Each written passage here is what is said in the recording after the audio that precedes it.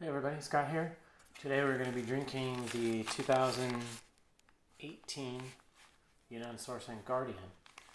And this cake is a blend of lincang and jingu. I'm a little trouble getting my brain going. Guess I need some tea.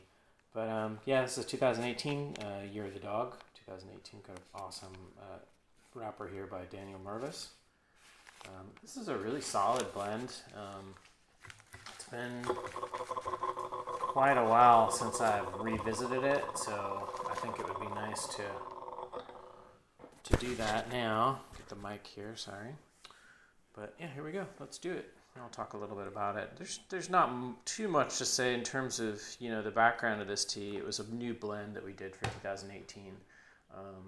We may do it again this year, 2020, or not. We'll see. We're still kind of getting the 2020 raw pours, just like the Mao Cha. And as a blend, those usually come out later. But yeah, anyways, we'll get to it and give this a try, talk a little bit about it. So 2018 spring, entirely spring tea. It's been a couple of years. I'm going to wash this little trough here. But yeah, so 2 years now. It's been aging. You know, it's kind of been like, I have like upstairs aging area where I don't really have, it's not really heated or cooled much. Humidity levels probably between 50 and 70% most of the time. So it's, you know, it's aging probably somewhat similar to Kunming aging. Maybe a little bit, pretty similar. But yeah, let's give it a try. Still a very young tea, so let's get this. Keep steeping here. Fruity. That's I think the jingu tea, especially that we used in this, is very fruity.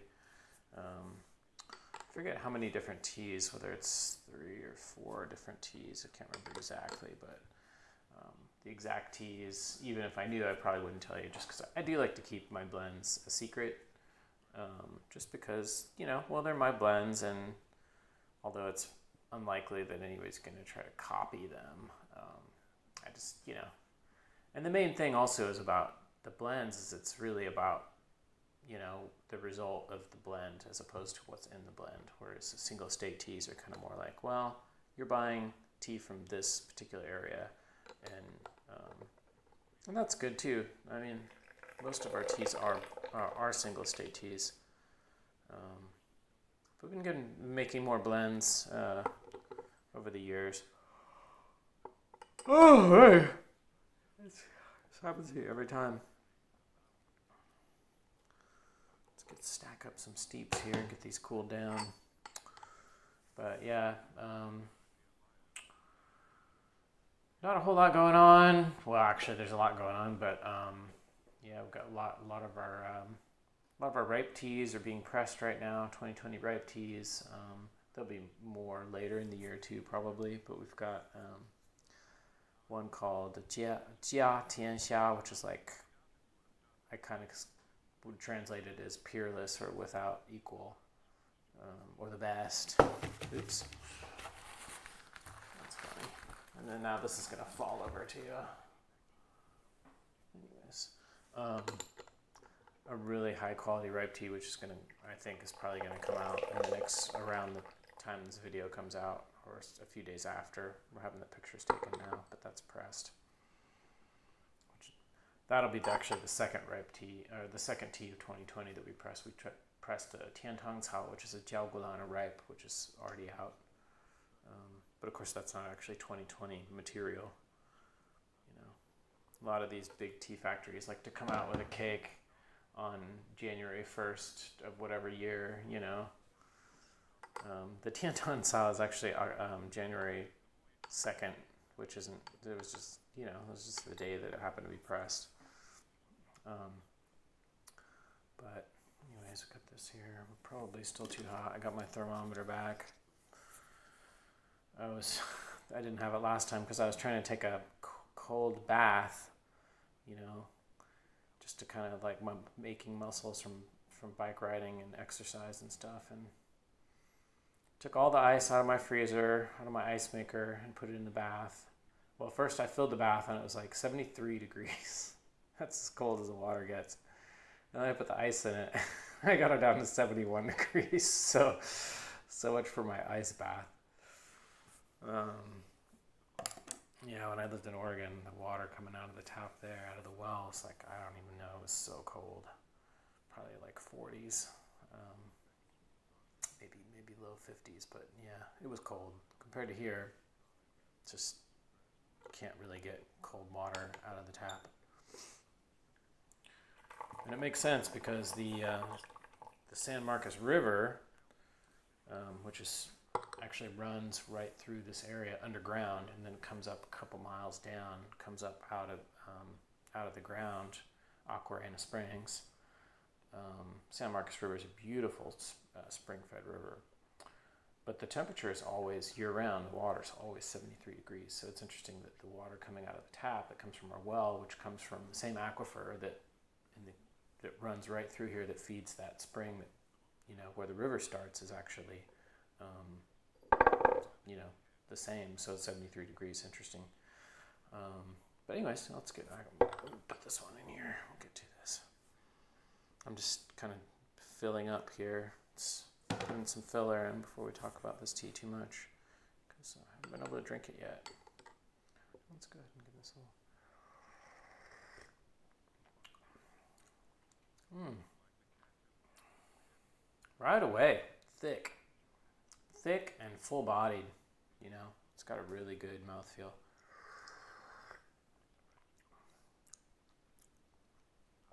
Bitter and astringent, but it's not a in your face bitter or astringent tea at all.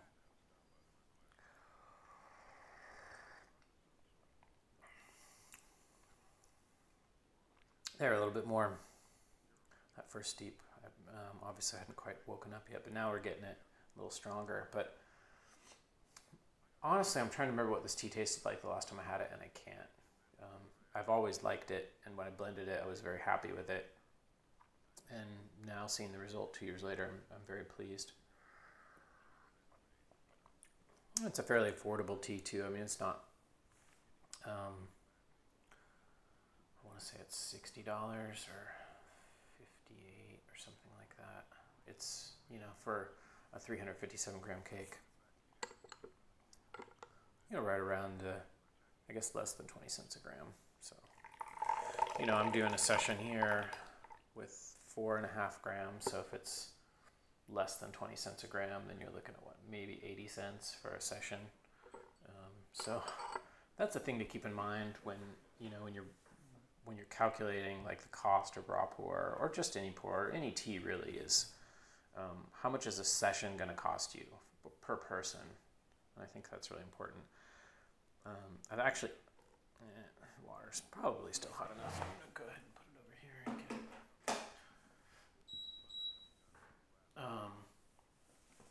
But I actually added to the website a section, a filter, where it talks about number of the price per gram. So you can filter pretty much all the teas, not just the pours, but you can filter all the teas. You just drop down, filter, and then it actually comes up at the top because it's the dollar sign is a special character. And it's like, you know, 0 to 5 cents a gram, 5 to 10 cents a gram, 10 cents to 15 cents a gram, 15 to 20, like that. So all the way up to like $2 a gram, which is very few teas. So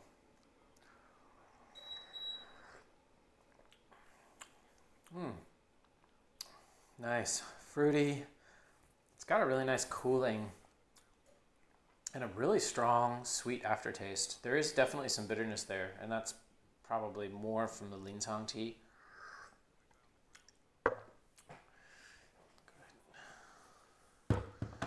This reboiled there.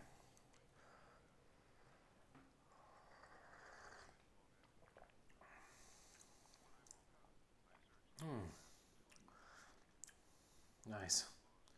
Now you're really tasting the strength of the tea, the tannins. a fairly aggressive tea. It reminds me a little bit of the 2019 Yunnan sourcing spring impression, which is the purely spring one, and actually that's fairly similar in price to this one as well. Let's go ahead and get this one in here. Wow, we're going fast actually. I feel like this video is only a few minutes long so far, but we're on steep number 6 already. It's probably like already been half an hour. I'm in a time warp. Oops, I just kind of overfilled the guy one right there, which I don't like to do because it kind of flushes out stuff on the bottom. If there's some thick stuff that's kind of just been dripping down on the leaves even after I've emptied the guy one. I don't really want to wash that out. I kind of like having that there. All right, steep number 5.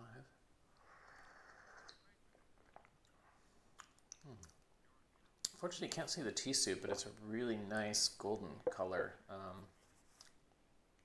And I remember when it first came out, it was very much kind of a yellow color. I mean, it's still mostly yellow, but it's got a real gold color coming into it. Let's go ahead and steep number 6. It's probably going to be a little bit hot.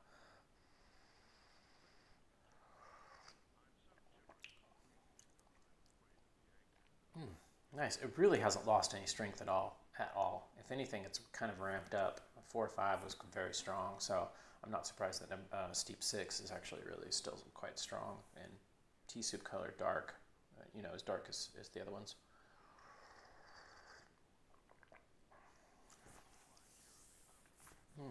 Very satisfying. Very, very satisfying. And again, there's a real bitterness to this tea too. Here.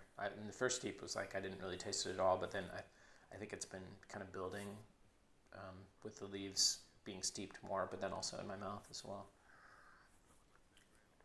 A little leaf there, I'll dump that. Actually, I'm just going to put this on here and put it on 205. Yeah, I got a beep. Beep, beep. Actually, it's kind of good because I can't see if the light's not exactly right, I can't see whether the buttons are actually illuminated or not, so I don't know if it's on the right setting. But overall, very happy. I like my gooseneck kettle. I like the pour on it, I really do. Especially if you have like a bald oolong and like a big pot or gaiwan, you hit it and the things just go, it's so satisfying. I know, it sounds strange to be so satisfied by the action of your gooseneck kettle. Oh, look at that action. Oh man. How will history judge me? Luckily, they probably won't be judging me. I mean, can you imagine all of the media and all this stuff? I mean, it's like, even just like 10, 20 years ago, I mean, there's a TV and there's tons of media and there's tons of recordings of things, but like now it's just like the amount of content, both quality and otherwise, is pretty mind-boggling.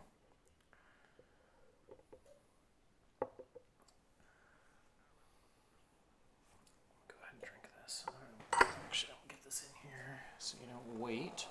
And it's time to do, I love to do the flippening, but I also like, see, that's what I'm talking about. See that right there? That's what you don't want to just flush out when you pour more water in, because that's a lot of good stuff. So, now I got it all. Hope I won't mess this up. Ooh, see how more compacted those leaves are on the bottom? So then, of course, the real thing is like, luckily I didn't just go to the store or something. Forget to wash my hands. I haven't been anywhere. I've been nowhere. Oh, here comes Lucy. Lucy! Come here! Lucy's practicing social distancing again.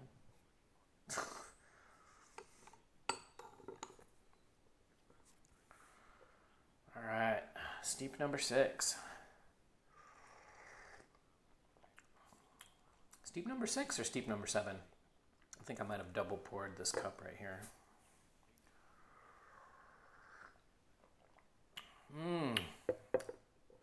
Nice. A little bit of the edge has diminished on this one. I think this is steep number 7. Anyways, that's what happens. I start talking, and then next thing you know, I've completely forgotten.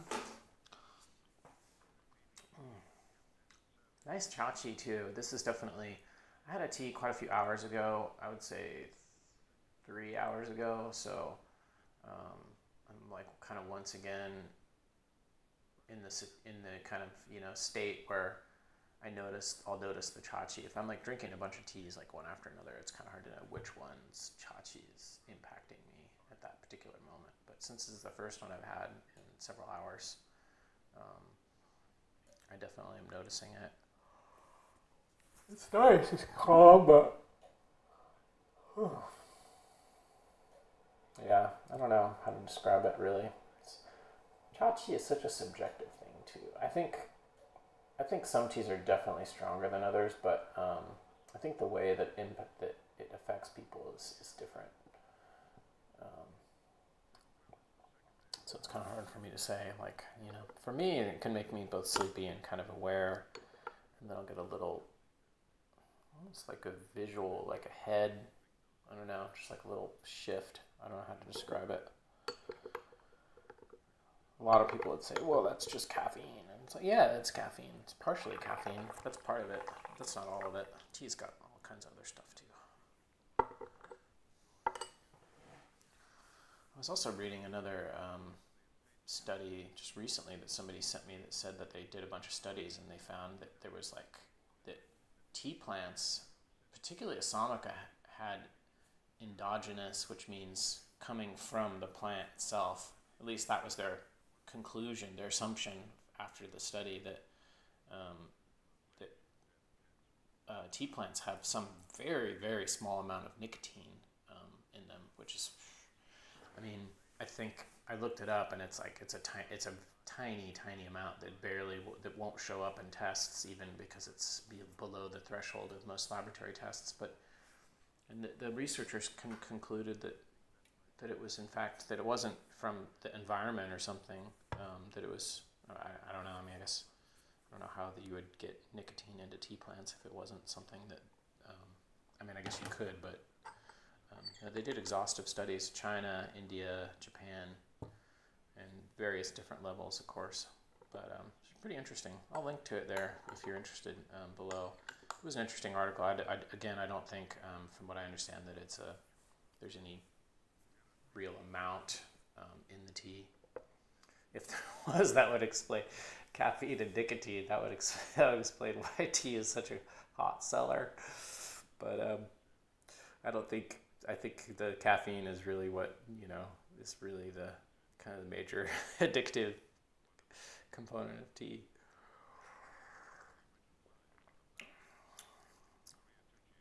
And just because it's good, it makes you feel good. That's the thing. Coffee doesn't make me feel good.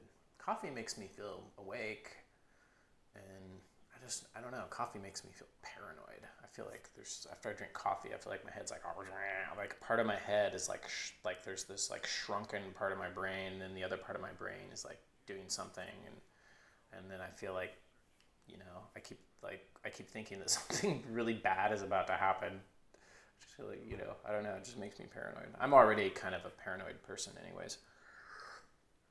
But coffee makes me really paranoid, so I don't drink it. If I do, I'll just drink a little bit, and it's okay. I like coffee. I like the taste, and I have nothing wrong with it. It just doesn't agree with me. But you know, I know a lot of people who drink coffee and tea, or they drink coffee like at night, and just like, great. Coffee's got a lot of good things in it too. So, and actually, they're growing. I don't know if the coffee industry in Yunnan is still expanding, but for a while it was really expanding in some areas. In fact, in Simao, like Mojiang, Pu-erh, in Simao, and Jingu too, they grow. Actually, Mojiang is in Jingu, I think.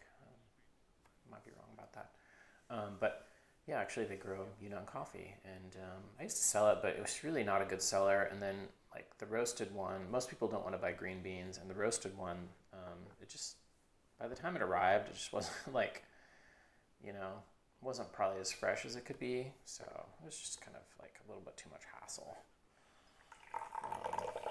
to sell Yunnan coffee. But there may be some other, there's definitely sellers online if you're interested, you know, just search Yunnan coffee. I think probably the best thing would be to get the, if there was a coffee seller that got the beans from Yunnan and then roasted them locally so that you could get like a really fresh roast, I think would be ideal.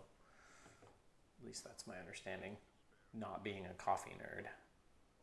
I'm a total coffee ignoramus, so Yunnan coffee is a thing.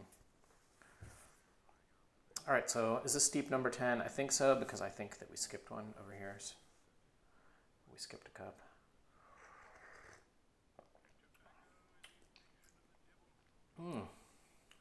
Nice, sweet, thick. A lot of the bitterness is faded already.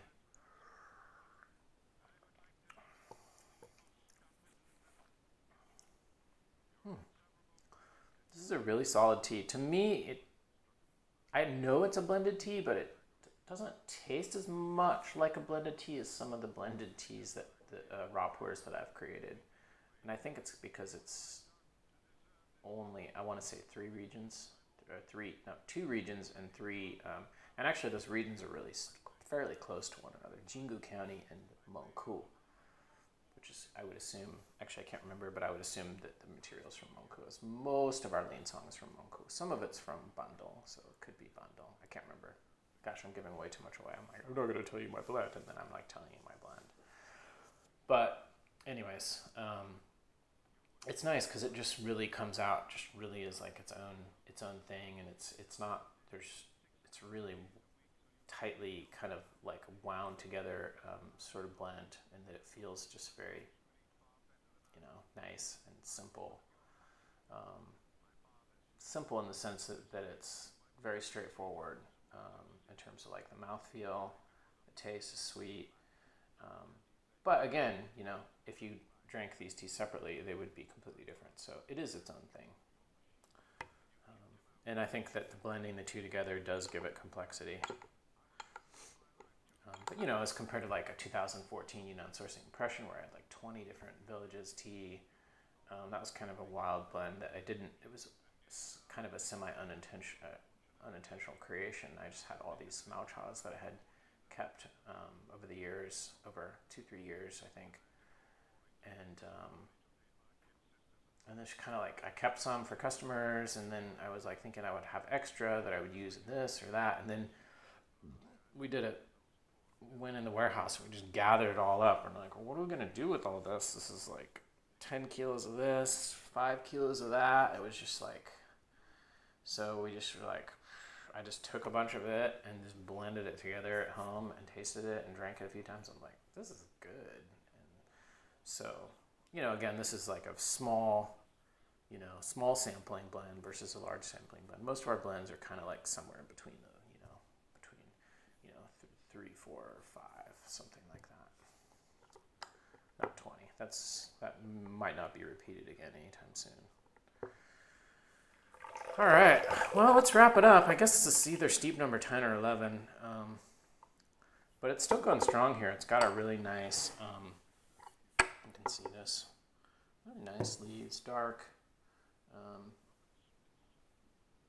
very nice. Tea soup's still nice and golden. I'm going to go ahead and reboil the water and keep drinking this one, but we'll leave it here. Definitely check out 2018 Yunnan Sourcing Guardian. Solid cake, good, strong chachi. I'm getting kind of the little, like, goosebumps and everything. It's nice tea. Anyways, thanks for watching, and we'll see you on the next one. Bye.